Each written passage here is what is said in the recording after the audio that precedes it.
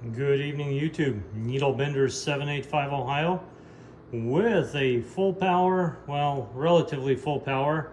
The tube is new, so let's see what we can get. I'm planning to run this into a dummy load, so we're going to be doing this Tsunami project with running some, let's say, serious power. I'm still only running at about a half, 50%, just because that's what I'm comfortable with at the moment. And things are looking pretty good so far, but like I said, I don't want to push a brand new tube, and we're kind of pushing it right now, just getting it ready, just getting it out there, and transmitting a little bit there. But like I said, we'll get to about halfway, maybe a little less, maybe a little more. And I know we're going to be a little bit heavy on the RMS because we're going to be doing a lot of two-tone testing. That's what I have set up at the moment. My radio is way over there. And my amplifier is way over there. And that reason for that is because it is so loud. It's impossible to use or even have a conversation when you're having that thing run. We're gonna fire that up, and so what we have rigged up here is we have remote software that's going to be controlling that computer over there. And we're gonna have peak, average, bird, peak, and we're gonna have oscilloscope as well as a spectrum analyzer. The stuff on the oscilloscope is measurements I took earlier, so we're gonna wipe those out so we can take fresh ones. And as you can see, there's nothing on the oscilloscope. We got 0 to 200 megahertz, and we'll take a look at just to demonstrate. We're going to take a look at a principal signal here. There we go. About 42 watts. So that's what we're going to be putting in right now into this thing. And we got a 10,000 watt slug in forward power. Peak mode is on. You can see the light is on there. And this is a LP700 with a 10,000 watt coupler, and it's going to be showing peak, average, all kinds of stuff. This computer is just going to be used for control, and let's get started. So to fire up the Tsunami project, we're going to start by turning on the fans.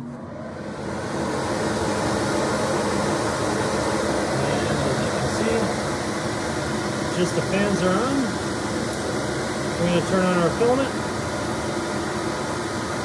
The filament's on. We're going to let it warm up just a few seconds there. You see no voltage there. We're going to turn on our high voltage. Here we go.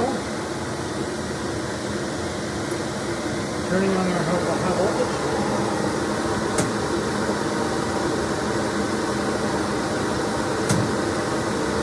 Resting at 6,500 volts. You can see that's on. And then we're going to turn on our screen supply. Screen supply is on. The amplifier, the green button is also a standby operate switch, so it doubles as a standby operate switch. We're going to let it warm up a bit, and we're going to do with just a basic demonstration of. I'm going to take a look at power.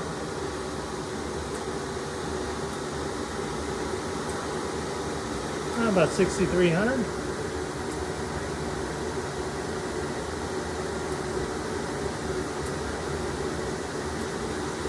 And let's take a look at the bird meter.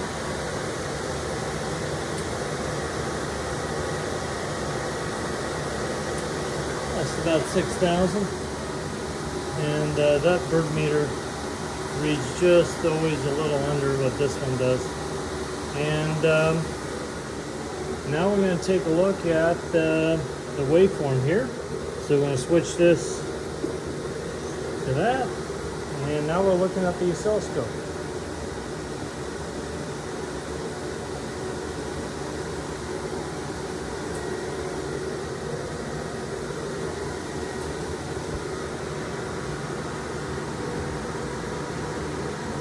As you can see, the biasing looks good, no crossover. I might increase the biasing a little bit. Like I said, this is just the initial testing. There is a little bit of, I wouldn't call it crossover, but just maybe a slight indication that it might need more biasing, but it looks really good. And that's what the waveform looks like on the two-tone test. And now we're going to do a two-tone IMD test. And let's see.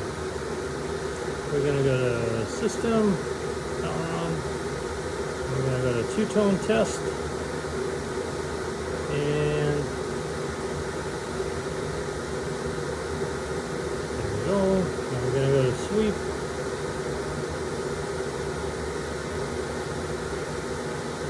Okay, now we're going to see if we can get some data on this.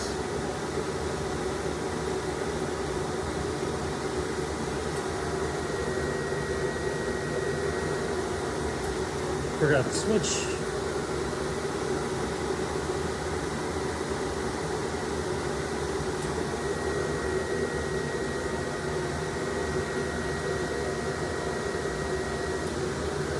All right.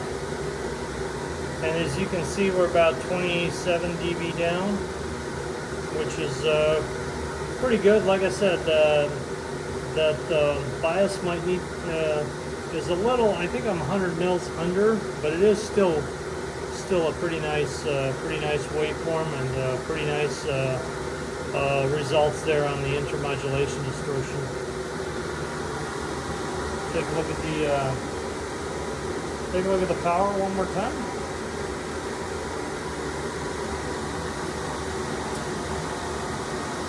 That's 6,400 watts.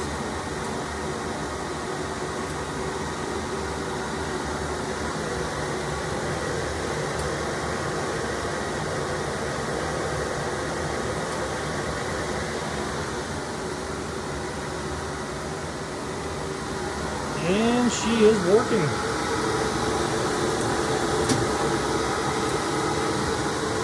I have shut off everything but the fans to let the tube cool down for about 5 minutes, and then we'll talk about what we got so far. Like I said, this is my first real power application here, and my dummy load is can only take about 1,500 watts RMS, so I don't really want to push stuff super hard.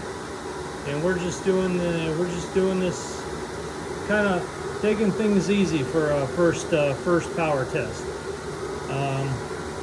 Like I said, our input was about 45 watts, and there's no driver, so it's a grid driven amplifier, so it's just driving it straight with the radio. That's what the waveform looks like on the two-tone test. That's what the intermod performance, and you saw the power numbers. So far, I'm really happy with the results. Like I said, I might play around with the different bias settings, which are adjustable in this thing. Let's take a look at the temperature here.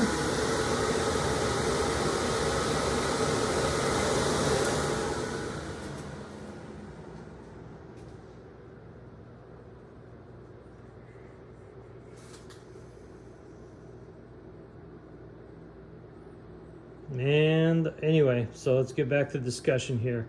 So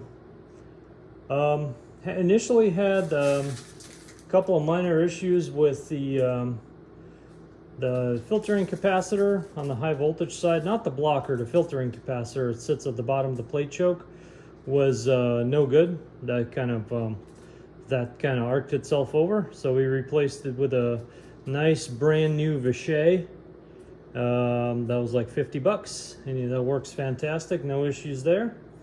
And I did run into anytime you basically have an arc, you should have a fuse.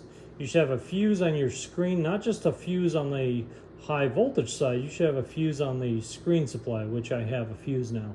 It's a 200 milliamp fuse, which protects the screen supply, and you can have as many arcs as you want if you want to have arcs. Not that I recommend it, but if you do have an arc, it'll just take the fuse out. You just replace it. Takes you less than 5 seconds, you're back in business. Anyway, we kind of got all those things sorted out, and now slowly getting up on the power. Today is the first day of it actually running.